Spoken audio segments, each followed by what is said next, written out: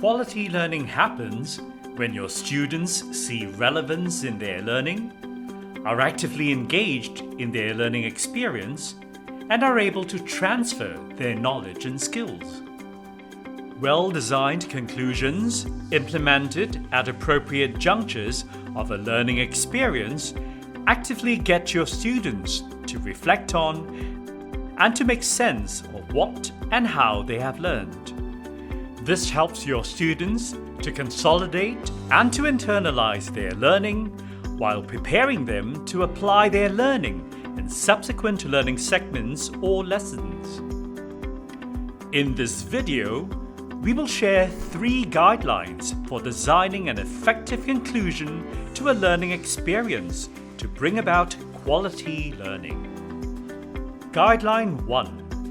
Provide opportunities that allow students to refocus and draw connections between their learning and the intended knowledge, skills, attitudes, and values.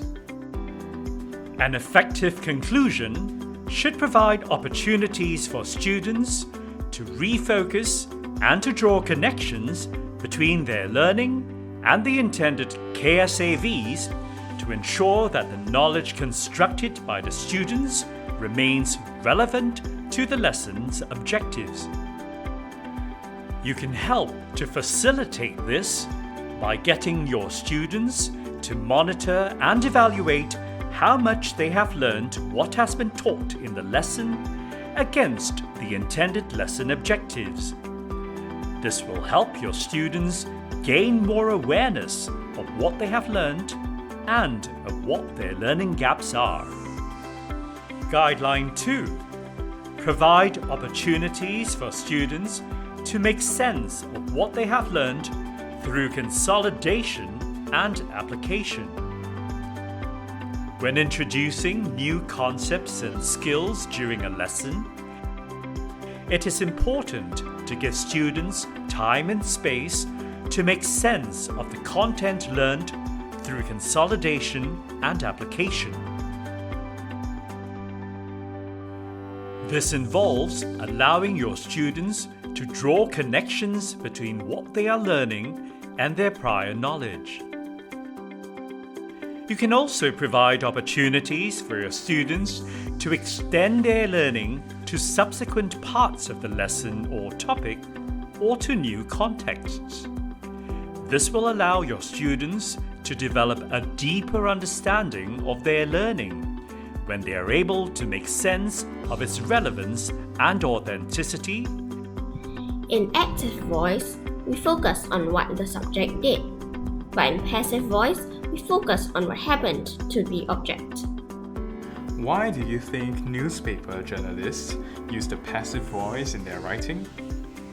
Because they want to be neutral. Because they are not sure who did the action.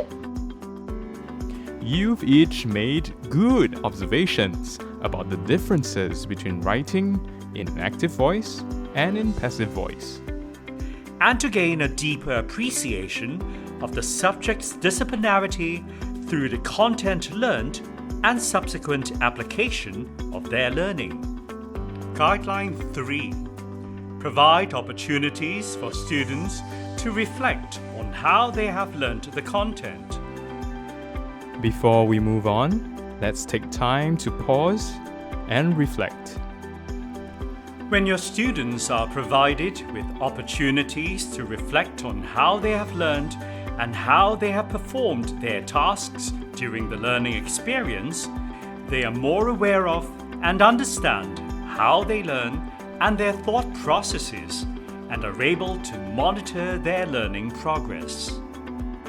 This helps your students to become more proficient when choosing appropriate strategies to manage the different learning tasks presented in the subject taught. This enhances their metacognition and nurtures them to be self-directed learners. Carried out at the end of a segment of learning or lesson during a learning experience, well-designed conclusions allow both you and your students to gain awareness of what has been learned and what else needs to be done in subsequent lessons in order for the students to move closer towards achieving the lesson objectives. In addition, as you guide your students to reflect on how they've learned the content and how they've approached the tasks in the lesson, your students will grow in their self-awareness and self-management skills to become a self-directed learner.